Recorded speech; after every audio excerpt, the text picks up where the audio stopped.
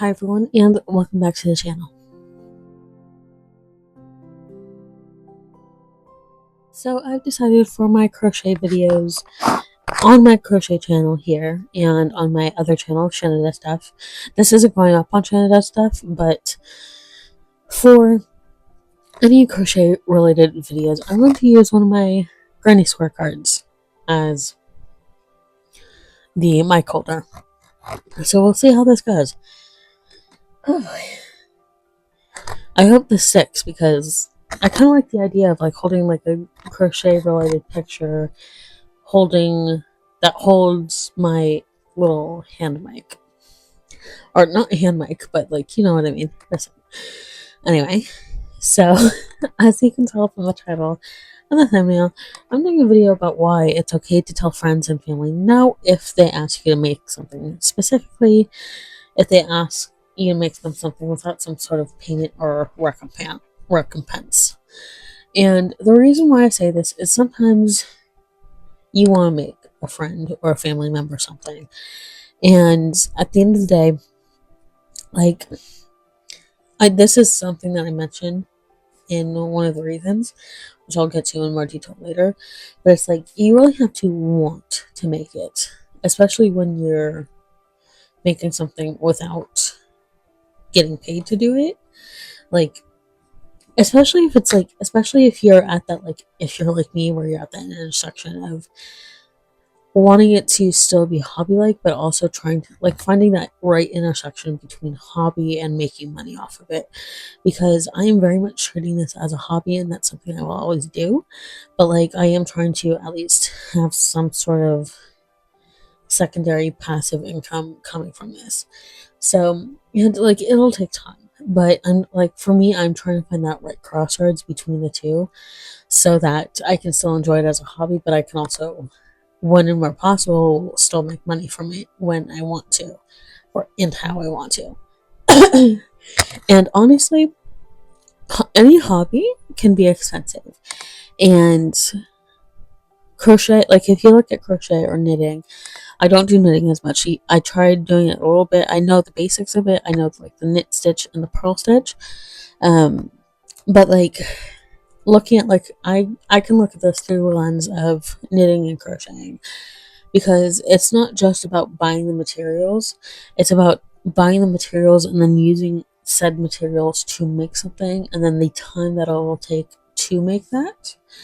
And yes, like, you can usually condense it down to, oh, it'll only take me X amount of hours, but usually those hours are spread out over a few days, if not a few weeks, maybe even longer, depending on the project or depending on other commitments. So that's why it's like, it can be a little daunting when a friend or family member asks you to make them something without saying like, oh, I'll pay for XYZ, or oh, I can pay you this amount, or oh, like, what would your rate be for this kind of an item? Usually for me, I am okay if someone says, like, a lot of people aren't okay with this, but usually I'm okay with someone saying like, oh, I want you to make XYZ and I'll cover for the yarn, I'll pay for the yarn. Usually I'm okay with that, but usually it's only if it's someone I really know and I really care about. So, yeah, it's like, hey, can you make me XYZ and I'll pay for the yarn? Because it's like, I already have the hook. I have a lot of free time. So it's like, again, it's like, it really would have to be someone I really love and care about for me to be like, yeah, we can do a situation where you pay for the yarn. But if you're not getting like paid for it, then it's like, and like, again, this is something else that I'll touch on later. But like, if one person asks you to make something for them and you do that, then there might start to be this expectation that you'll start making something for everyone if they ask you to do that. And then that can add up depending on how big your family is, depending on how big your friend group is, or how many friend groups you have. Because like, I have a couple different like little friend groups depending on how long I've known them and then what personalities will interact well, because some of my friends would not mesh very well. I don't know why I picked this up. It's one of my threading needles. But like, yeah, some of my friends would not mesh very well. So it's like, it's not that I wouldn't want them to interact. It's just I know it'd be tiring for them and even more tiring for me to have them interact. And that's nothing against them, but it's just like separate. So basically, I like also the reason why I wanted to talk about this is that I have seen it floating around a little bit in some social media spaces. So I wanted to chime in with my thoughts. And I mentioned this down below in the description, but at the end of the day, you do not owe friends or family any finished projects, finished crochet projects, just because they ask you to make it. You don't owe them that just because they ask you to make it. But you can use this video as a buffer if needed, or any of these reasons as buffer if you need a little bit more verbal wiggle room. So I have 10 reasons down below, and if you have any reasonings or excuses as to why you would want to say no to a friend or family member for making them something, if you have any, leave them down below in the comments, because I'm sure it would really help a lot of people, myself included. Because like I've made some stuff. I've made a lot of stuff for my mom and my sister because I wanted to. I made some stuff for some friends again because I wanted to, and I've made some stuff for some close immediate family again because I wanted to. So it's just, but there, like, for me at least, there's never really been the expectation to make anything just because I made something for others. And usually I tell them, like, look, like, I might not be able to get to it for a while. I might not want to get to it for a while, but it's not that I don't want to make it for you, it's just it might take me some time to want to make it. So it's like, they understand that. So with all that said, I have 10 reasons why it's okay to tell friends and family no if they ask you to make something, especially if it's without some form of payment or recompense. Because usually friends and family will ask you to do it without paying. So, with all that said, the first reason is time. Because depending on the size of the project and how much yarn it needs, which is a later thing, but it can take a good amount of time. Like, I'm working on a temperature blanket, and that's a large part of the reason why that's taking long is that it is based on a weekly basis, and I am trying to stay on top of that. But like, that blanket is taking a while. Like, in the grand scheme of things, it's not taking as long. It's not taking super long, but it is taking longer than, let's say, like an octopus or a Winnie the Pooh plush, or a squid, or a granny square, or even a cardigan. Like, it's not taking as long as other projects, or it's in comparison. Like, maybe a cardigan would be about the same time frame. So it's like it's about the same time frame as other projects of similar size and yarn amount. But any crochet project can take time. It can take time to find yarn. And also, it's like sometimes it's like you just don't have the time, because a lot of us, myself included, have other commitments. I have other work commitments. I have family commitments. I have other financial commitments. So it's like I have other time commitments at the end of the day. And yes, I try to dedicate a good portion of time in my week spread out over the 7 days to crochet. But that doesn't necessarily mean I have loads of time to crochet, because I also enjoy reading. That's one of my other hobbies. So it's like I try to make that time for that as well. And then I have pets, I have bunnies. So it's like I have to make time for them, and then I have to make time for my mom and my sister and family, other family, and making time for my friends. So it's like, and yes, there's screen time does take into effect as well, because it's like if I were to cut down on my screen time, that would factor in. If I wasn't recording as many videos, that would also factor into maybe extending the amount of time that I have. But it's like I have other commitments here, so it's like I don't, like, yes, I would have quite a bit of time for crocheting, but that doesn't mean I have infinite time for crocheting because of other commitments. So the second thing is materials. Now, this can factor a lot, but the main reason I'm including materials here is because, like, and this is also something that I talk about in some of my other reasons. But it's like if someone has like a certain sensitivity to, actually, let me combine these ones. So materials, and then sensory needs or aversions, and also potential sensitivities to different types of yarn. So materials. So the overarching broad materials is certain projects take more yarn, and certain projects, there are some projects that do not take as much yarn as other projects. Like if I look at the Ink of the Octopus pattern and then the Cal the Colossal Squid pattern, both by Humble Child Co. and both very similar patterns, Ink of the Octopus definitely takes a bit more yarn because of the body part, the back body part, which is a body, by the way, it is not the head. Anyway, so it's like because of that massive piece in the back to get that octopus look, there is more yarn for that. But it could also be argued that the Count the Colossal Squid piece takes more yarn because there's a large top fin part and then there's the two tentacles as well as the 8 arms. I think Anchor the Octopus does take more yarn, but it's like it could be argued for both. And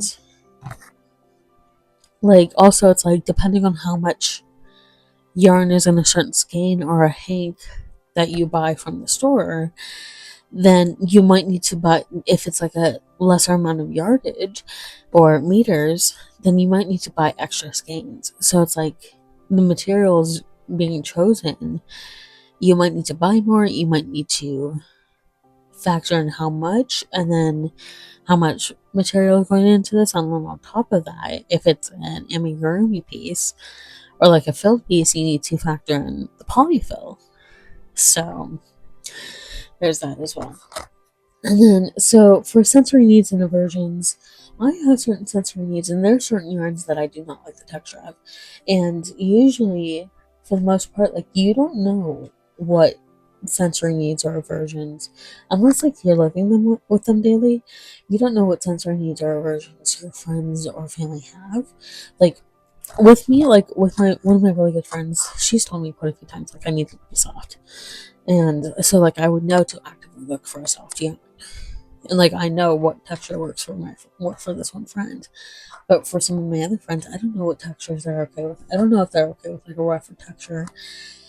And like yes, in the grand scheme of things, we all prefer softer textured things, but it's like it's more of like a situation where it's like would this friend or family member be okay with a maybe a different textured yarn that's not as soft if it's a color that they want. And then also speaking of color, it's like you don't know what colors they would like. Like you might know, but then it's like, okay, what shade?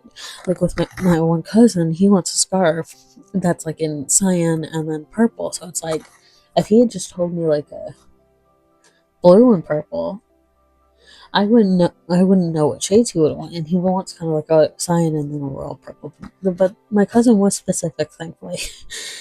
But it's like if they just tell you like I want blue and purple, they're not telling you what shades of blue and purple.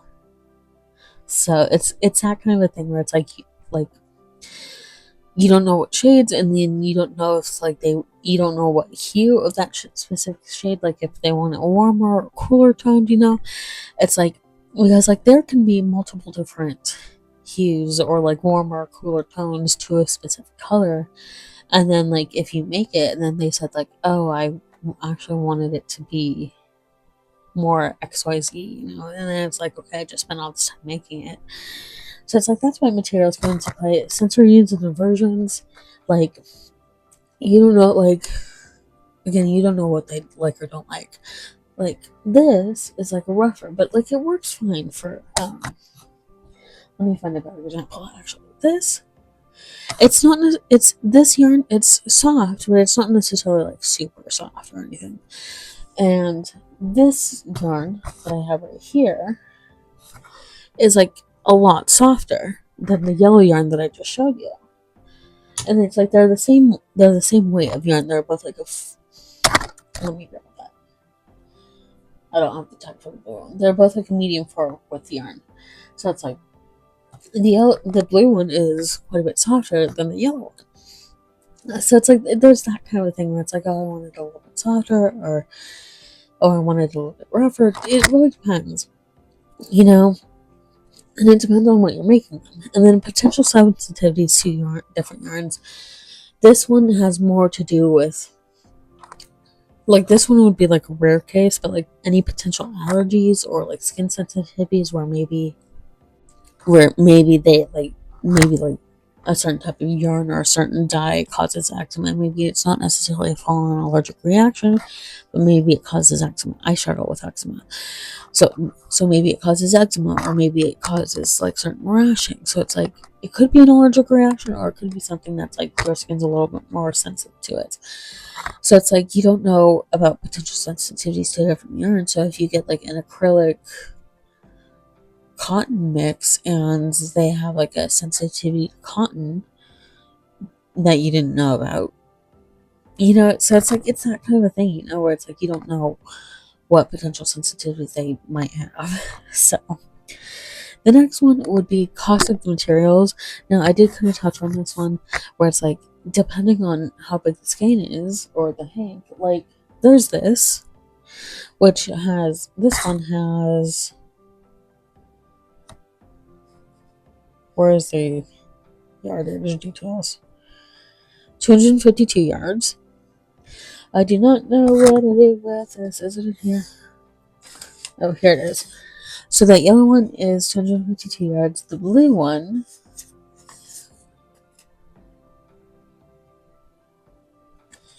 if I can find that little itty bitty detail, it's 251 yards. So it's a yard less. But if I needed something that was like, if I needed something that called for 252 yards of yarn, I would, for the blue one, I would need to get an extra skein, even though I would only need one extra yard. And then taking a look at another example, where did I stick it? Oh, it's right here. So this is probably one of my favorite brands aside from her own cakes, but the Hometown yarn. This is another line brand. But this is, and if I can find it, 81 yards. So for Winnie the Pooh plush that I'm making with this, and so the colors that I'm using it for specifically are, what's the name of the color? Tampa Spice and the Madison Mustard or something like that. So it's like 81 yards. I had to get like 3 skeins of the yellow to be able to finish the Winnie the Pooh. And I only went through like 1 red. So it's like, depending on the yardage and how much you need, that like it can add up. The prices can add up. Even if you already have the hooks and darning or threading needles and eyes. Like if you don't have eyes, you need to buy the eyes. If you don't have polyfill, you need to buy the polyfill. Looking at like the Winnie the Pooh plush that I'm making. So it's like it adds up. So it's like it's one of those situations where the cost of materials, like if they're asking you to make something and it's like they're not offering to pay you somehow or cover the cost of the materials, then it's like, what's the point of making it, So next up, number 6 is making something. This one, I'm talking about, is making something you're proud of, really proud of. It really has to start from wanting to make it at the very start, before you start to make it. Like making something you're proud of, you have to want to start making it to be able to start making it and then be proud of it by the end of it. It's like, hey, I wanted to make this, I finished it, I'm really proud of it. And if someone's asking you to, then like you might not want to make it as much, and then you're not going to be as proud of it. So next up is kind of in a similar vein, but making something as a gift without getting paid for it also has to start from a want to make it at the beginning.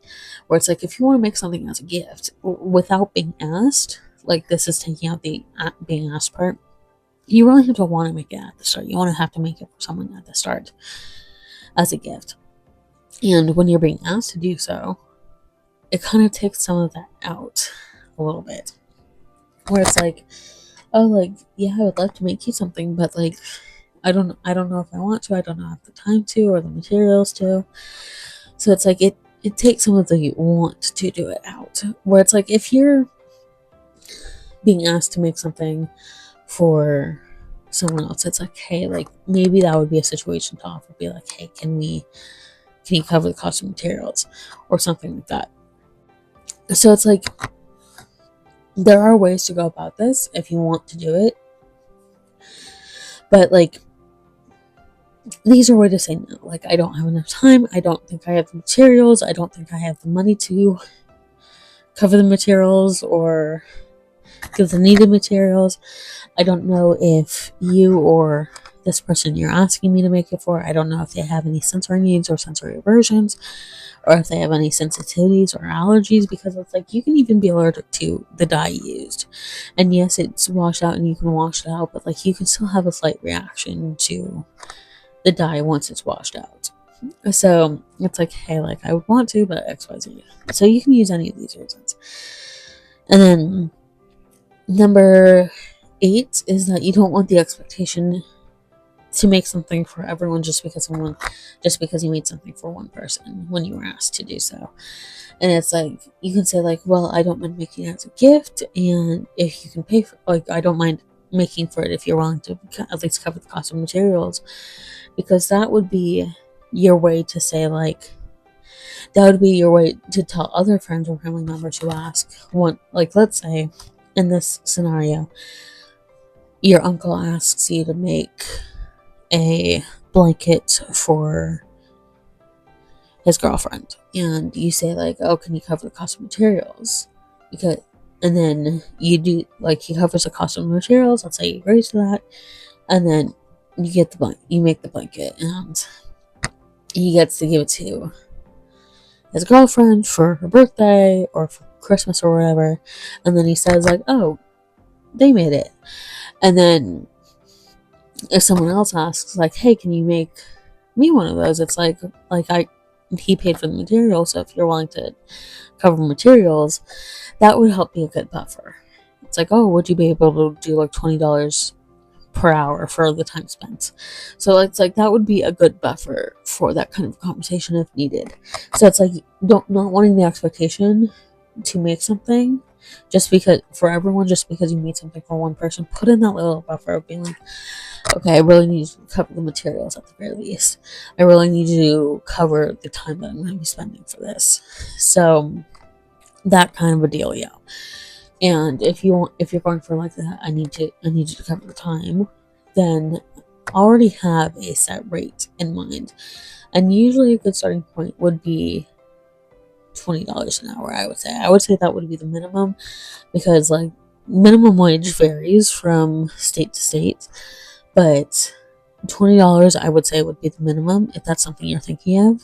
Or you can even have them do both, of being like, hey, I would really need you to cover this for me, I would need you to cover the cost of materials and my time.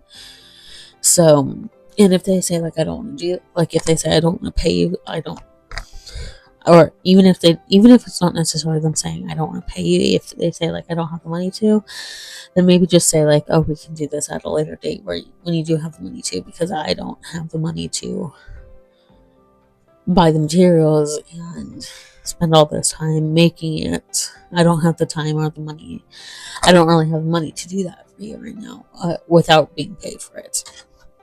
So that would be a good buffer. And then the very last two are something that the last two are things that are applicable in any scenario, but I thought I'd include them here because, again, they're applicable in any scenario. So, no is a complete sentence. No, I do not want to. No is a complete sentence. I'd rather not, thanks. That's a complete. And that's also, no is a complete sentence. I don't want to is a complete reason. And if they keep pressuring you, it's like, I don't want to. And if they keep pressuring you and you don't really have another reason other than I don't want to, these other reasons would be good buffers. Like, I don't have the time, I don't have the materials, I don't have the money to get the materials. And that, like, those would be good buffers for maybe prompting them to be like, oh, I'll pay you. And then that would be a good prompt to be like, well, I'll need you to pay me, like, we can look at the yarn together, and I'll need you to pay me for an excessive, like not a huge excessive amount of yarn. So like kind of like with this, if you're thinking of making something that's, let's say it's like 300. Did I say it was like 251 yards? So let's say it's like 300 yards. You need something that requires 300 yards of yarn. And again, that's like 151 yards, 251 yards. So it's like, okay, I need you to cover the cost of 2 skeins, and I need you to cover the cost of my time. So my time would be $20 per hour. So I need you to cover the material up front, and then I will invoice you for the, or I'll let you know how much for the time, and then I'll be able to give you it once you pay me for the time, because then you have some sort of commitment. But like I said, no is a complete sentence, and I do not want to as a complete sentence. It is a complete reason. So again, like time, materials, cost of materials, and other reasons, like you do not need to explain yourselves. But again, like I said, these could be good buffers, and if you have any other good buffers, let me know down below in the comments, because it would help me out and it would help a lot of other people out as well. So with all of that said, thank you all for watching, and I'll see you all in my next video.